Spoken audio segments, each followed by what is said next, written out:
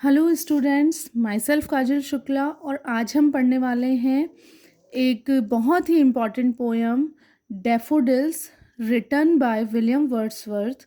और ये पोएम आपके फर्स्ट ग्रेड के सिलेबस में भी इंक्लूड की गई है, ग्रेजुएशन लेवल वाले पार्ट में।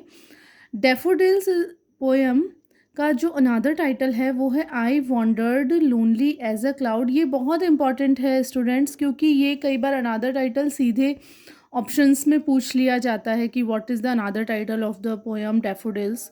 This poem was written by William Wordsworth और इसका जो पब्लिशन हुआ है वो हुआ है 1807 में इन पोएम्स इन 2 वॉल्यूम्स में। अब इसकी जो सेटिंग है, it was written in a lyrical form. इसको लिरिकल फॉर्म यानी कि गीतमय तरीके में लिखा गया है to capture the beauty of the wild flowers. इसमें वाइल्ड फ्लावर्स की ब्यूटी को कैप्चर किया गया है। This poem is not a result of imagination. सबसे इम्पॉर्टेंट चीज़ ये है कि ये पोएम इमेजिनेशन का रिजल्ट नहीं है। जो भी लिखा है कवि ने उसे पर्सनली अनुभव किया है। The lake mentioned here was Ullswater. यहाँ पर जो लेक मैंशन की गई है वो अल्स वाटर है। The poet was accompanied with his sister Dorothy. और जब वो इस तरह का अनुभव कर रहे थे तो वो अकेले नहीं थे, वो अपनी सिस्टर डोरोथी के साथ थे। Genre of the poem is lyric. ये लाइन कई बार मैंने देखा है कि क्वेश्चन पेपर में सीधे उठ के आ जाती है, what is the genre of the poem. तो हम याद रखें कि ये एक लिरिक फॉर्म में लिखी गई है। अब हम आते हैं इसकी थीम पर। The poem is written in subjective point of view. ये वाली लाइन भी ऐसी की ऐसी 4 ऑप्शंस में आपसे पूछी जा सकती है। सब्जेक्टिव पॉइंट ऑफ व्यू का अर्थ है कि यहाँ पर जितनी भी बार आई शब्द का प्रयोग किया गया है वो कवि ने खुद के लिए किया है। द मेजर थीम, इसकी जो मेजर थीम है वो है the impact of nature on human, कि मनुष्य के ऊपर प्रकृति का क्या प्रभाव पड़ता है, और नेचर एंड ह्यूमन इन्वॉल्वमेंट, कि नेचर और ह्यूमन की इन्वॉल्वमेंट कैसी होती है। अब जो सबसे इम्पॉर्टेंट पार्ट आता है किसी भी पोएम का, वो होती है उसमें यूज़ की गई लिटरेरी डिवाइसेस। तो मैंने आपकी सुविधा के लिए हर फिगर ऑफ स्पीच को यहाँ पर कैटेगराइज कर दिया गया है। जिस तरह से ये सिमली है तो इस पोएम में सिमली को कहाँ कहाँ यूज़ किया गया है मैंने उसके उदाहरण यहाँ लिख दिए हैं। जैसे सिमली मतलब उपमा अलंकार, जब एज और लाइक जैसे शब्दों का प्रयोग करके किसी एक चीज़ की तुलना दूसरे से की जा सकती है। जैसे आप देखिए कि इसका जो अनादर टाइटल है I wandered lonely as a cloud, यहाँ पर भी एज और लाइक जैसे शब्दों का प्रयोग करके कवि अपनी ही तुलना एक क्लाउड के साथ करता है। Compares his loneliness with a single cloud, यहाँ पर वो अपने अकेलेपन की तुलना एक बादल से कर रहे हैं। दूसरा जो इसका उदाहरण है, continues as the stars that shine, यहाँ पर किसकी तुलना की गई है? Compares the endless row of daffodil with countless stars, यहाँ पर कंपेयर करते हैं कवि डैफोडिल की जो कभी ना खत्म होने वाली पंक्ति बनी हुई है उसको वो आसमान में चमकने वाले स्टार्स से तुलना करते हैं।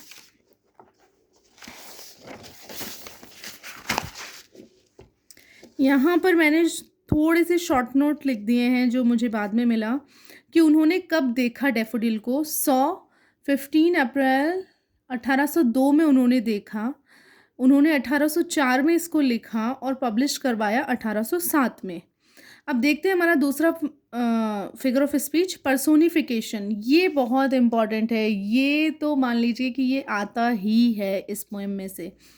द चॉइस ऑफ वर्ड्स, उन्होंने जिस तरह के वर्ड यूज़ किए हैं जैसे crowd, host, dance, tossing their heads, jocund company, ये वर्ड्स पर्सोनिफाइज करते हैं फ्लावर्स को। अब क्वेश्चन आता है कि इसमें से प्रश्न कैसे आएगा।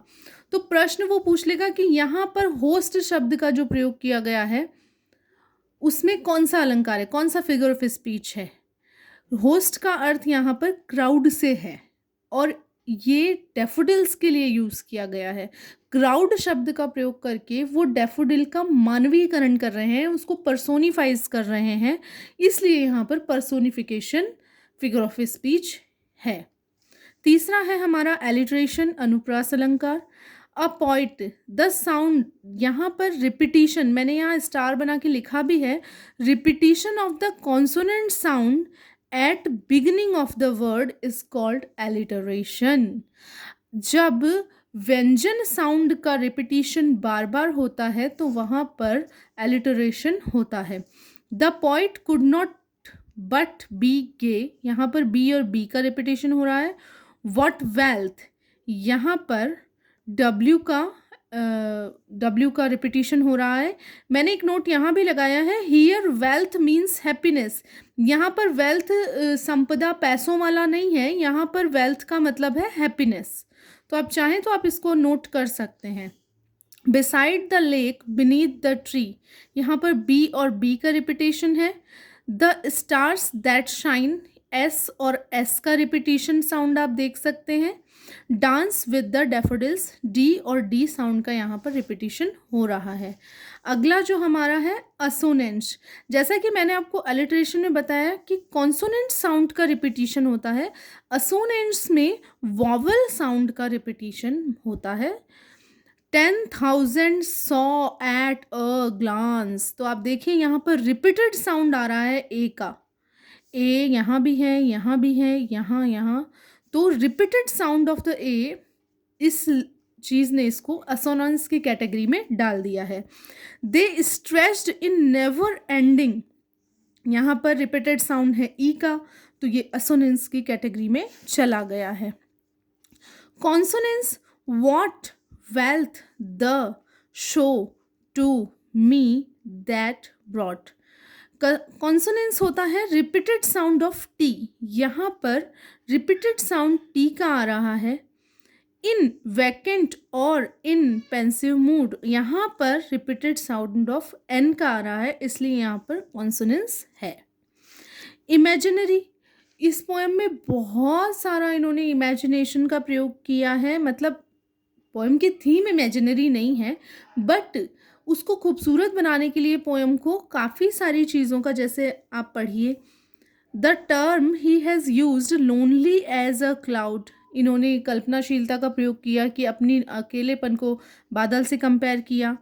अ crowd, never ending line, milky way, jocund company, help the reader to feel the imagine the same joy, कि इन्होंने इस इमेजिनेशन का प्रयोग इसलिए किया ताकि रीडर इसको उसी ही आनंद के साथ पढ़ सके, उस आनंद को महसूस कर सके जो आनंद इन्होंने रियलिटी में महसूस किया था। एक जो बहुत ही क्वेश्चन पूछा जाता है इसमें से, वो मैंने ऊपर, total lines in the poem, इस पोएम में जो टोटल लाइन है वो है 24। ये एक लिरिकल पोएम है, ये भी पूछा जा सकता है। ये एक नेचर पोएम है।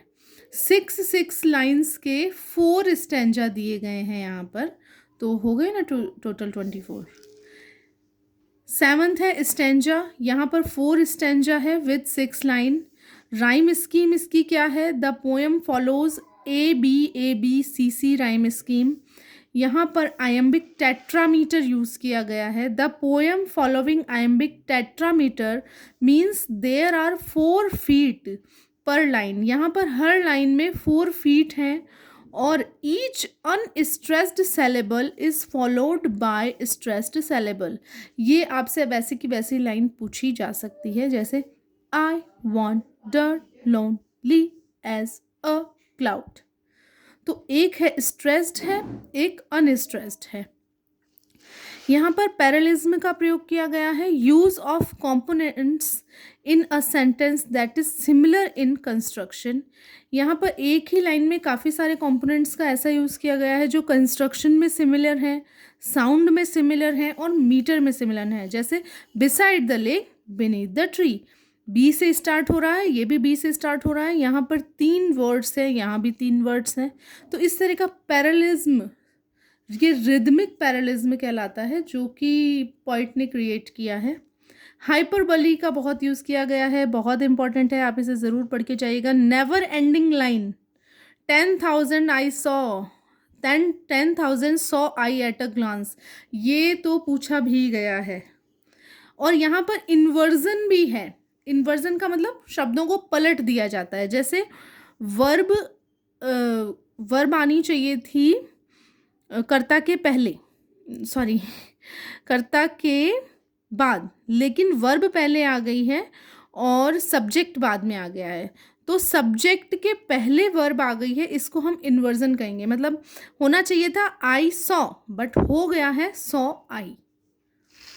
मेटाफर, यहाँ पर मेटाफर यूज़ किया गया है। रूपक अलंकार, इनवर्ड आई, ये बहुत इंपॉर्टेंट है, आप इसको ध्यान रखिएगा। ये रिप्रेजेंट करता है, क्या मतलब होता है इनवर्ड आई का?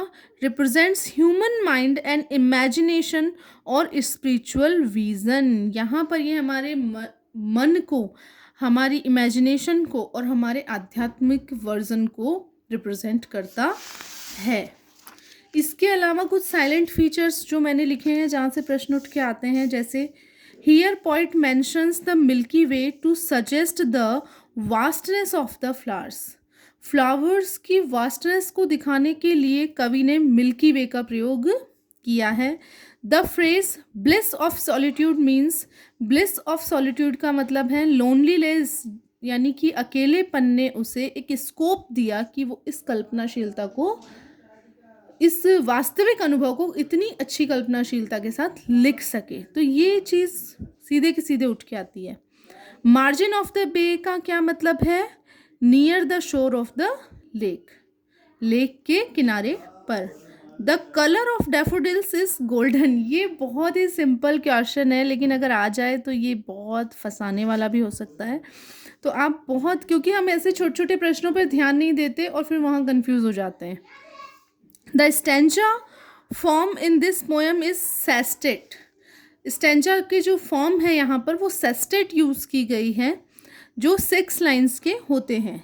ये एक नेचर पोएम है, लिरिकल पोएम है, सोनेट नहीं है। मैंने क्रॉस किया है ताकि हमारे दिमाग में ये रहे कि it's not a sonnet. In 1807 published in 3 stanza. 1807 में जब ये पब्लिश हुई तो इसमें ओनली 3 स्टेंजा थे। एंड द पोएम रिवाइज्ड, और इसका रिवाइज्ड पब्लिशन हुआ है 1815 में, और इसमें एक और स्टेंजा जोड़ा गया। वो कौन सा स्टेंजा था? Second stanza was added. Second stanza इसमें जोड़ा गया है। I refer to the poet, इसमें आई का मतलब पोएट से है। The word glee means happiness, और जो ग्ली वर्ड यूज़ किया गया है वो हैप्पीनेस के लिए किया गया है।